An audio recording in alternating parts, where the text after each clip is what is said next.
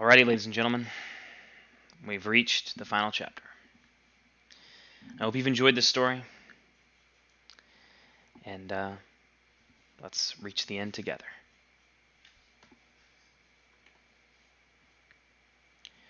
I remained in Buchenwald until April 11th. I shall not describe my life during that period. It no longer mattered. Since my father's death, nothing mattered to me anymore. I was transferred to the children's block, where there were 600 of us. The front was coming closer. I spent my days in total idleness, with only one desire: to eat. I no longer thought of my father or my mother. From time to time I would dream, but only about soup. An extra ration of soup. On April 5th, the wheel of history turned. It was late afternoon. We were standing inside the block waiting for the SS to come and count us, and he was late. Such lateness was unprecedented in the history of Buchenwald. Something must have happened. 2 hours later, the loudspeakers transmitted an order from the camp commandant. All Jews were to gather in the Appellplatz. This was the end. Hitler was about to keep his promise. The children of our block did his orders, but there was no choice. Gustav, the blocketace, made it clear with his club. But on our way, we met some prisoners who whispered to us, "Go back to your block! The Germans plan to shoot you! Go back and don't move!" We returned to the block.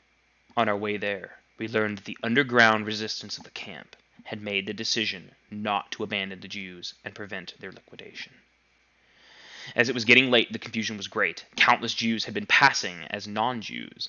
The Lagertes had decided that a general roll call would take place the next day. Everyone would have to be present. The roll call took place. The Lagerkommandant announced that Buchenwald would be liquidated. 10 blocks of inmates would be evacuated every day, and from that moment on, there was no further distribution of bread and soup. And as the evacuation began, every day, a few thousand inmates passed the camp's gate and did not return. On April 10th, there were still some 20,000 prisoners in the camp, among them a few hundred children. It was decided to evacuate all of us at once. By that evening, afterward, they would blow up the camp. And so we were herded onto the huge Appellplatz, in ranks of 5, waiting for the gates to open. But suddenly, the sirens began to scream, "Alert!" We went back into the blocks. It was too late to evacuate us that evening. The evacuation was postponed to the next day. Hunger was tormenting us. We had not eaten for nearly 6 days, except for a few stalks of grass and some potato peels found on the grounds of the kitchens. At 10 o'clock in the morning, the SS took positions throughout the camp and began to herd the last of us towards the Appellplatz. The resistance movement decided at that point to act. Armed men appeared from everywhere, bursts of gunshots, grenades exploding. We, the children, remained flat on the floor of the block. The battle did not last long. Around noon, everything was calm again. The SS had fled the resistance and had taken charge of the camp. At 6 o'clock that afternoon, the first American tank stood at the gates of Buchenwald. Our first act as free men was to throw ourselves onto the provisions. That's all we thought about.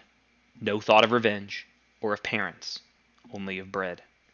And even when we were no longer hungry, not one of us thought of revenge. The next day, a few of the young men ran into Wehrmacht to bring back some potatoes and clothes and to sleep with girls, but still no trace of revenge. 3 days after the liberation of Buchenwald, I became very ill, some form of poisoning. I was transferred to a hospital and spent 2 weeks between life and death. One day, when I was able to get up, I decided to look myself into the mirror on the opposite wall. I had not seen myself since the ghetto. From the depths of the mirror, a corpse was contemplating me. The look in his eyes as he gazed at me has never left me.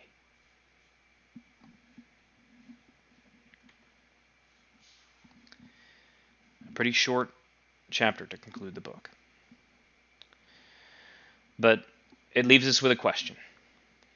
Elie Wiesel says when he looks in the mirror, he sees a corpse looking back at him. Why does he see a corpse? Who is the corpse?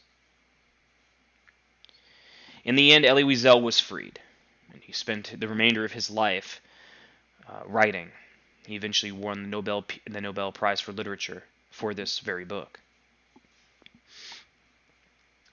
Elie Wiesel, his experiences in this story are ones that hopefully will never occur again in human history.